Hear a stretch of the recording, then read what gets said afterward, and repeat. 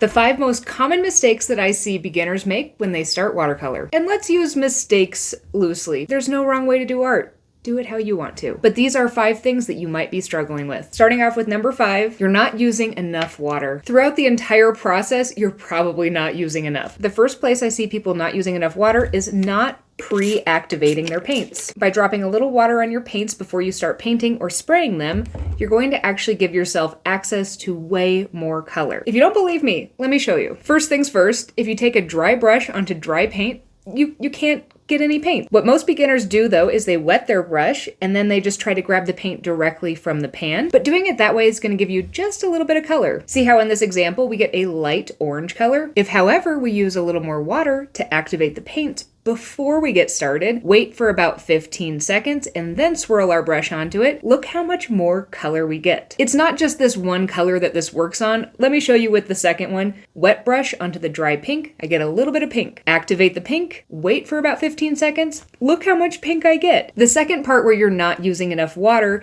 is when you're trying to cover an area. If you're not totally filling your brush up and constantly refilling your brush, you're going to end up streaking the color across the page.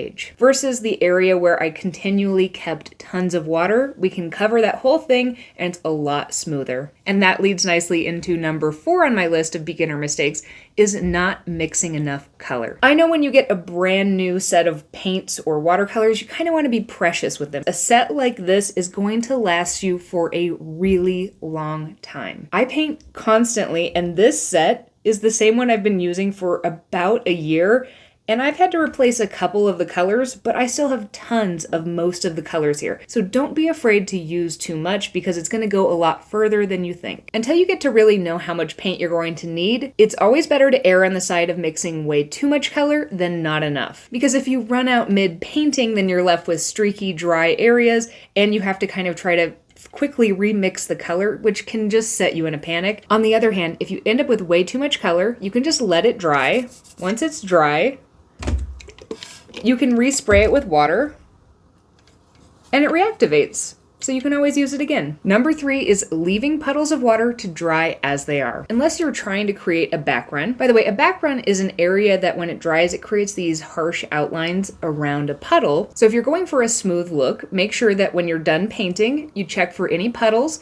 Then you can take your brush and you can dry it off and then just touch the tip of that to those puddles and just remove the whole thing, and that will help it dry more evenly. Number 2 is not letting your layers dry fully if you're trying to keep each layer distinctly separate. And this is one of the reasons why I like to make things dry.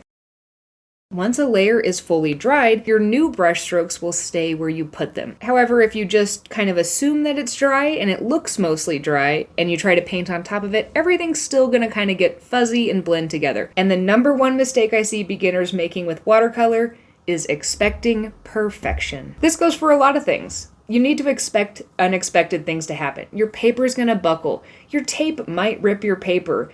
Things might not turn out how you want. Here are some of my old paintings.